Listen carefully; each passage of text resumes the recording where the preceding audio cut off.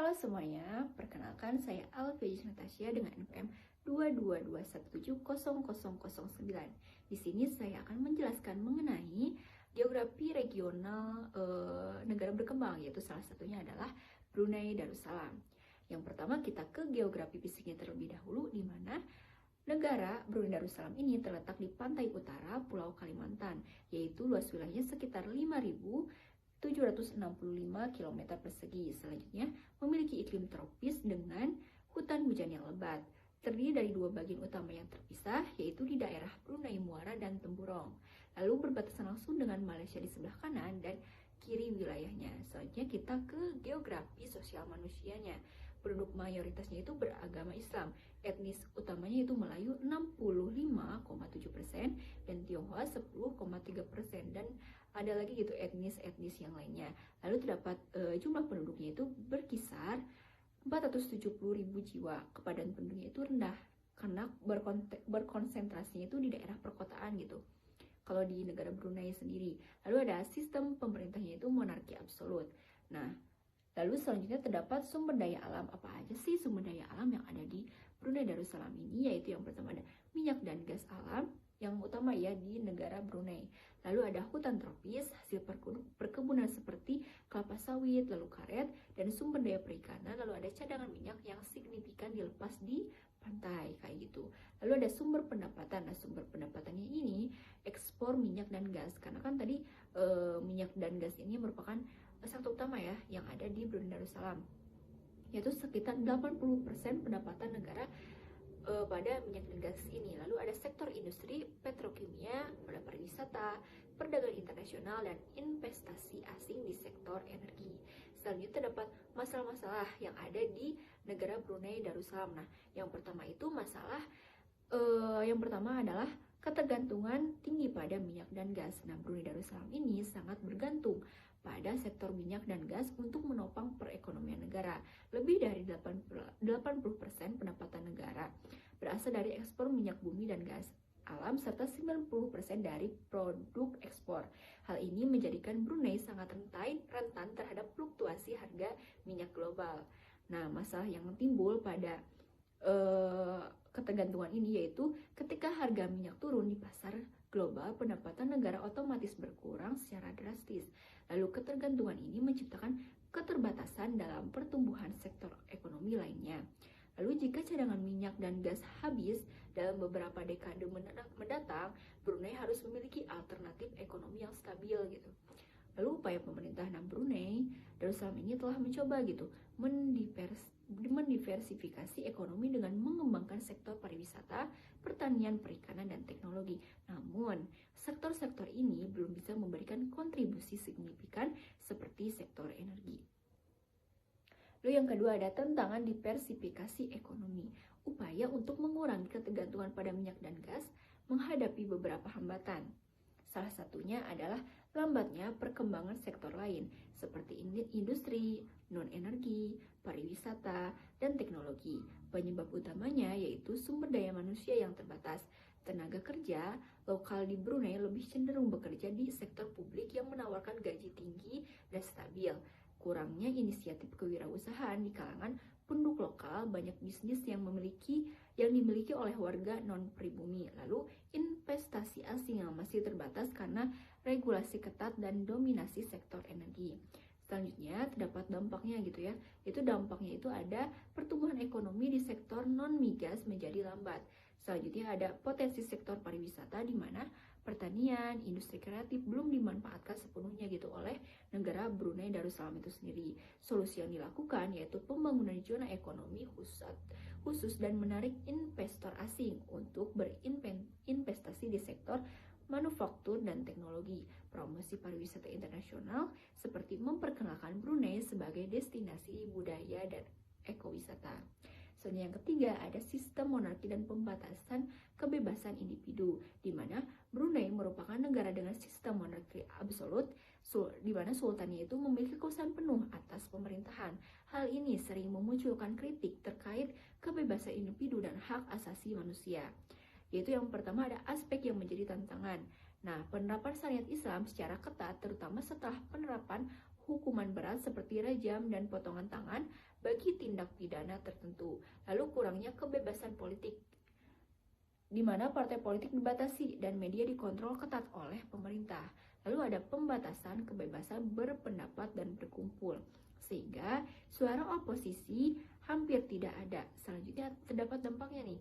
Ada dampaknya itu beberapa kelompok termasuk ekspatriat dan warga non-muslim merasa kurang nyaman dengan regulasi yang semakin ketat yang terjadi gitu ya.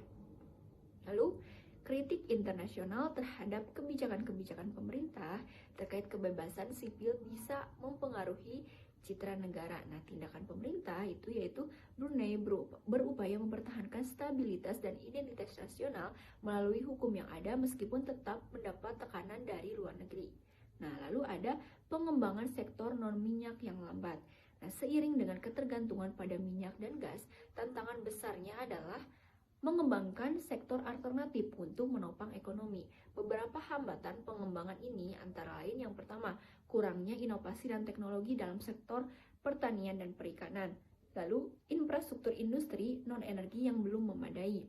Selanjutnya ada minat penduduk lokal yang rendah terhadap pekerjaan di sektor non-publik seperti industri atau manufaktur.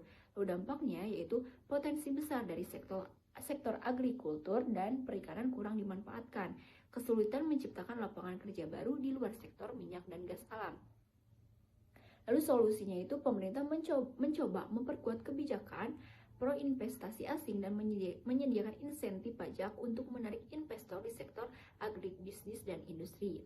Selanjutnya terdapat tekanan untuk modernisasi ekonomi. Di tengah perkembangan global yang terjadi, Brunei juga menghadapi tekanan untuk modernisasi ekonomi agar lebih berkelanjutan dan efisien.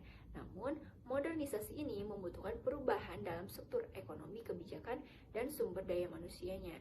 Lalu hambatan modernisasi ini yaitu yang pertama, keterbatasan tenaga kerja terampil di bidang teknologi dan industri. Selanjutnya, tingginya ketergantungan masyarakat pada pekerjaan di sektor publik yang dianggap lebih stabil dan mendalam. Selanjutnya, terdapat perlunya investasi besar dalam pendidikan dan pelatihan untuk mempersiapkan tenaga kerja di era digital. Lalu, upaya modernisasinya itu, pemerintah telah meningkatkan fokus pada pendidikan STEM yaitu Sains, Teknologi, Teknik, dan Matematika, pengembangan ekosistem startup dan teknologi untuk menarik generasi muda ke sektor swasta. Nah, Brunei Darussalam ini meskipun dikenal sebagai negara kaya dengan pendapatan tinggi, tetapi menghadapi sejumlah tantangan struktural yang berfokus pada ketergantungan ekonomi terhadap minyak dan gas alam, lalu keterbatasan diversifikasi ekonomi, serta tekanan modernisasi dan kebebasan sipil. Nah, pemerintah Brunei terus berusaha gitu untuk mengatasi masalah ini dengan mengembangkan sektor non-migas, menarik investasi asing, dan meningkatkan kualitas sumber daya manusianya gitu. Namun tantangan tersebut memerlukan waktu dan strategi yang jangka panjang agar Brunei dapat mencapai ekonomi yang lebih berkelanjutan dan inklusif.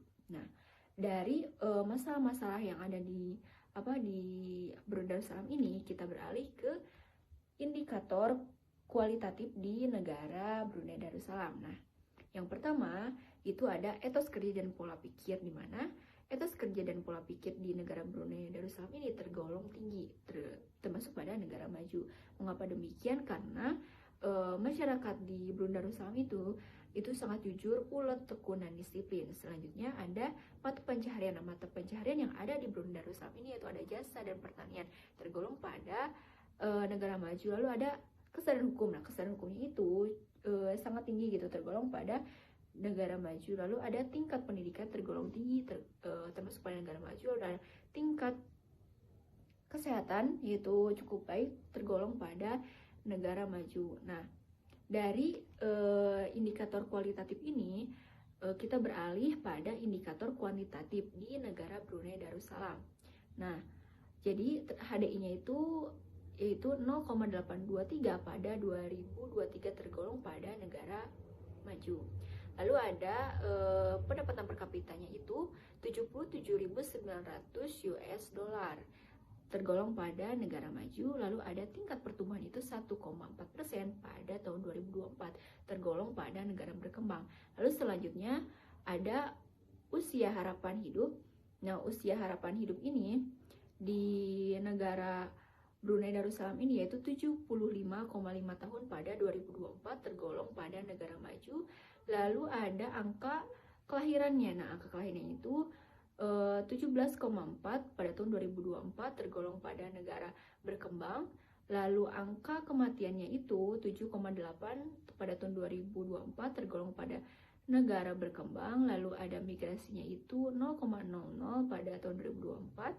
Lalu jumlah penduduknya itu 463.401 jiwa pada tahun 2024. Lalu ada rasio ketergantungannya itu adalah 2,5% pada 2024. Lalu ada rasio ketergantungan itu 39,2 pada tahun 2023. Selanjutnya ada kriminalitasnya itu 2,8 pada tahun 2024 dan kepadatan penduduknya itu yaitu 83. Jadi bisa digolongkan bahwa negara Brunei Darussalam ini tergolong pada negara berkembang.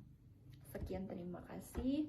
Semoga bermanfaat. Mohon maaf apabila banyak kekurangan. Wassalamualaikum warahmatullahi wabarakatuh.